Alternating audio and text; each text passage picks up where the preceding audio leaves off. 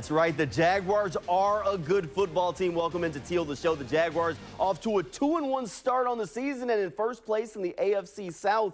So now the Jaguars have to be feeling pretty good about where they're at this point, especially about their young quarterback, Trevor Lawrence. Trevor, off to a great start. Had a fantastic past 2 games. And you know what this past weekend was for Trevor?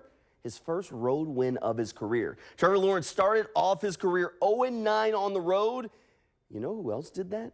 Peyton Manning. Both quarterbacks started 0-9 on the road in their careers, and then both of them got their first road win in their 10th try at it in Week 3 against the Chargers. Very interesting combination. Trevor Lawrence saying that he's just happy the team got the win. That's pretty cool.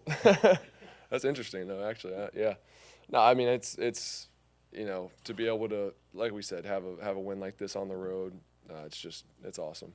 Trevor Lawrence may not be excited by that stat, but you know what he is excited by? The 2-1 record that the Jaguars have gotten off to. When Doug Pederson took over the job, he said he wanted to manage expectations and keep everyone on the same page and not go through the roof. But he did know that the team needed to get off to a quick start. Now, they have done that quick start. They're 2-1 on the year and beat a really good Chargers team and a really good Indianapolis Colts team. Doug Pederson has to feel good about where this roster is at this point in the season.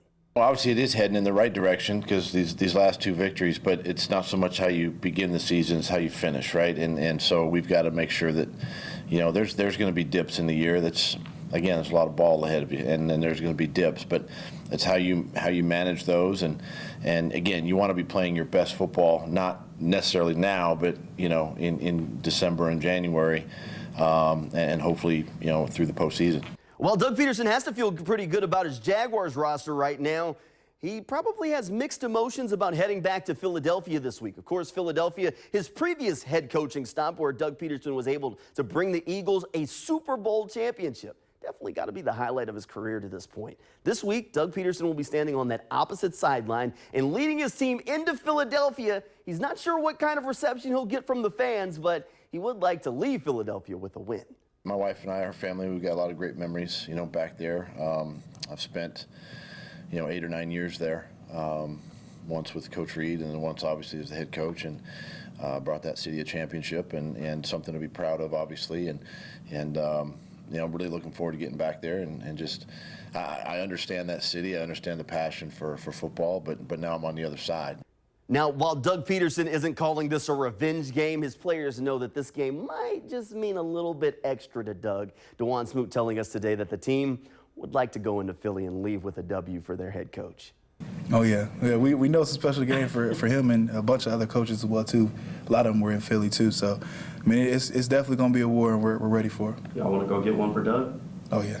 That's the go. Yes, sir.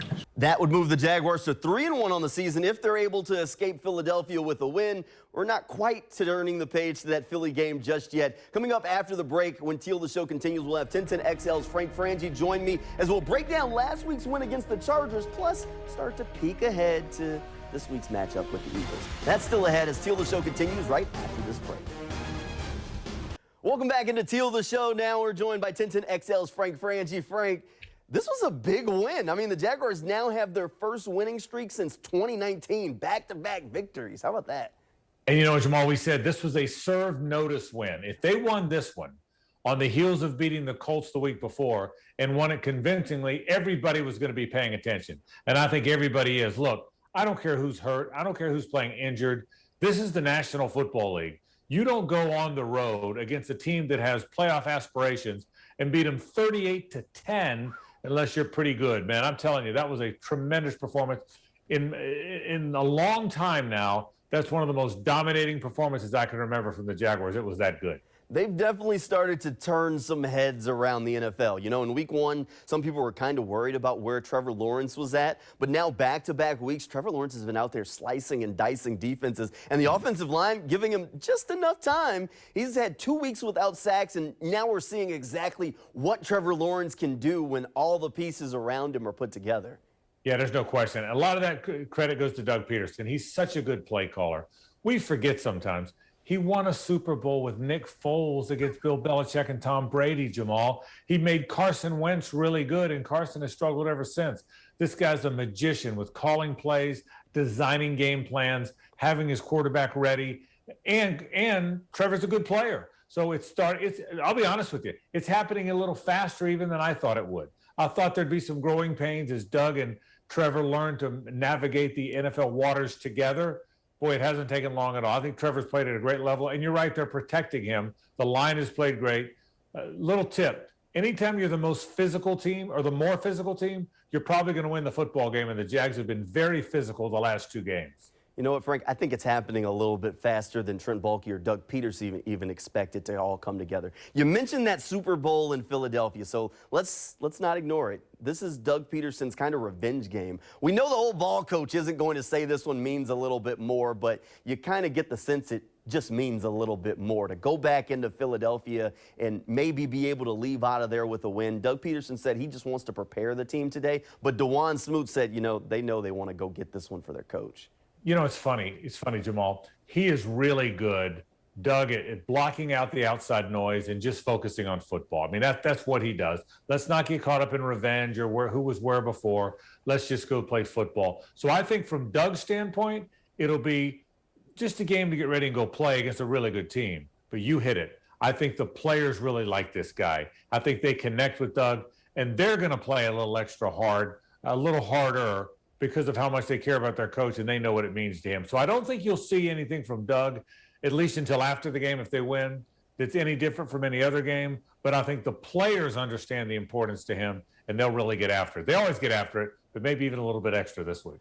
Well, when you go on the road, one thing that you typically have to pack? A defense. The Jaguars winning that first road game in what feels like forever this week. The first road win of Trevor Lawrence's young career. Now they get to go on the road to an undefeated Philadelphia team.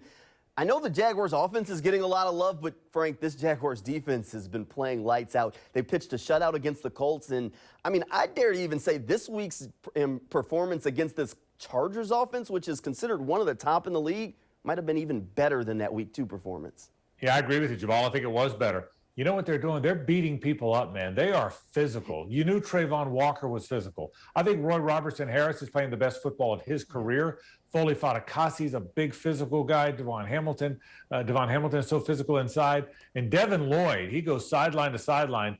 They're a physical team. I'll say it again. If you're the most physical team, you're generally going to win the game. I don't see any flaws or holes on this defense. Now, look, it's not a deep group. No groups are deep.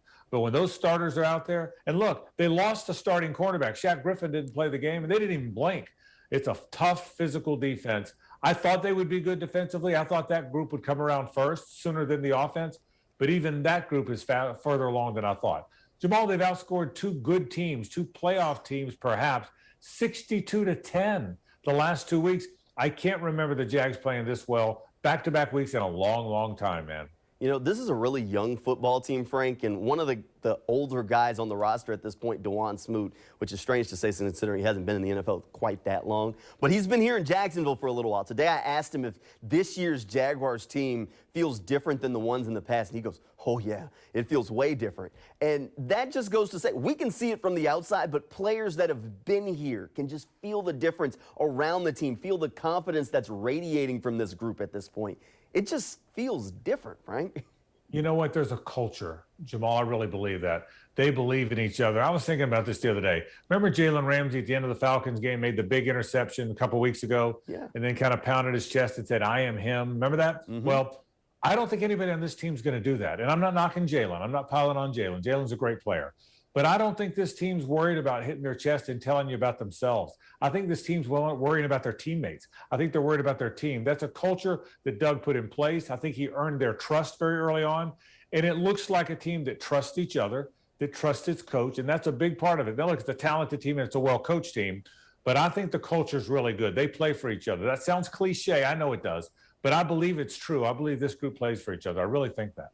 All right, Frank, I know the Jaguars are 2-1, and it's great. They have a winning streak. But the one thing that a lot of people keep saying, well, it's only week 3. There's still a lot of football left to play. We see what this Jaguars team is right now, and we've talked about it a lot. This is a young roster that we expected to get better as the season went on. When you see 3 weeks into the season them playing games, back-to-back games like they've done so far, you have to feel pretty good that this team isn't as good as it will be come December. I agree with that. This team, when you have a lot of those 23 to 25s and not as many of the 27 to 29s, you're younger, that means you're going to make some mistakes, but there's also more room to grow. To your point, I think this team will grow. Now, look, I'll caution people, Jamal, with a young team and in the NFL, you're going to win a bunch you didn't think you're going to win, then you're going to lose one you didn't think you're going to lose. And the Colts just beat the Chiefs. The Colts that the Jags beat 24-0 just beat maybe the best team in the league in the Chiefs. The Dolphins just beat the Bills when the Bills looked unbeatable. So there's going to be ups and downs. That's the way the NFL is built. No one's going 17-0, okay? Good teams are going 14-3. So you're going to lose some that you thought you'd win. But I like this team. They are going to get better. They're feisty. They got a feistiness to them. They believe. This team believes what they're doing. So I can't wait to see them in Philly this week. You know what? Some ups and downs over the course of the season, Frank, will take that because even today, Doug Pederson mentioned you want to be playing your best football in December and into the postseason. And it's very rare that coaches start to say that this early in the year. That means his confidence in this group is growing and understands that he needs to keep them focused on the end of the year and that ultimate goal. I wonder if they're even a little ahead of schedule for him.